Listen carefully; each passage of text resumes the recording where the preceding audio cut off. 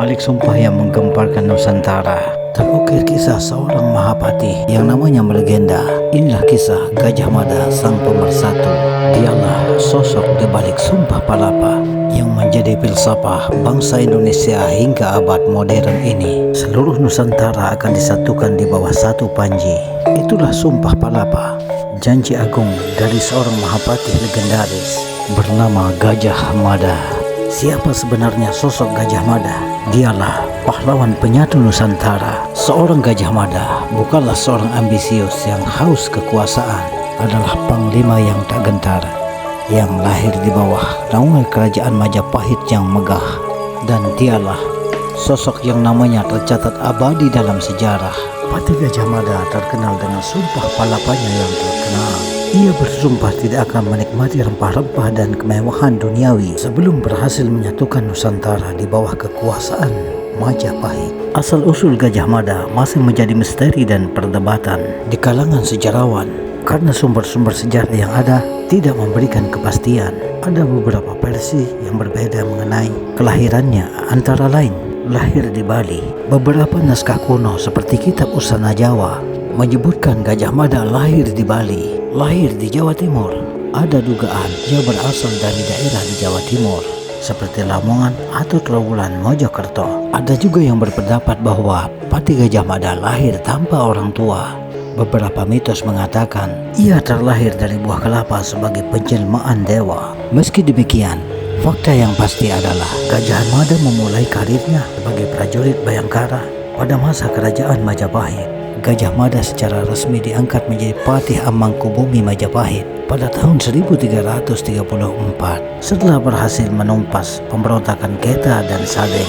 Gajah Mada diangkat menjadi patih karena dianggap berjasa besar bagi kerajaan Majapahit. Ia memiliki kemampuan militer dan strategi yang hebat, terbukti dari keberhasilannya menumpas berbagai pemberontakan seperti pemberontakan Keta dan Sadeng. Keberhasilannya ini membuat Ratu Tribhuwana Tunggadewi melantiknya secara resmi menjadi Mahapati Kerajaan Majapahit. Kerajaan Majapahit didirikan pada tahun 1293 oleh Raden Wijaya. Kerajaan ini mencapai puncak kejayaan pada masa pemerintahan Hayam Wuruk dan Patih Gajah Mada. Setelah Hayam Wuruk dan Gajah Mada wafat, Majapahit mengalami kemunduran akibat konflik internal dan akhirnya runtuh pada tahun 1527, dan Gajah Mada dinyatakan wafat tahun 1364. Dan hingga kini lokasi makam Gajah Mada masih menjadi misteri dan masih menjadi perdebatan di kalangan sejarawan. Beberapa tempat yang dipercayai sebagai makam atau petilasan Gajah Mada antara lain di pesisir barat Lampung, Bima, NTB, dan Buton, Sulawesi Tenggara. Kisah Gajah Mada, terutama Sumpah Palapa, menjadi cikal bakal dan konsep persatuan Indonesia. Semangat Gajah Mada untuk menyatukan Nusantara di bawah satu kesatuan menjadi pondasi ideologi bagi para pendiri bangsa untuk memperjuangkan kemerdekaan. Oleh karena itu, pada tanggal 17 Agustus tahun 2025, saat kita merayakan hari ulang tahun Republik Indonesia yang ke-80, kita juga merayakan warisan semangat persatuan yang telah ada sejak era Majapahit. Perayaan ulang tahun kemerdekaan Republik Indonesia yang ke-80 di tahun 2025 ini tinggal menunggu hari. Di tengah-tengah menunggu hari yang sakral itu, banyak hal kontroversial yang harus diperbaiki.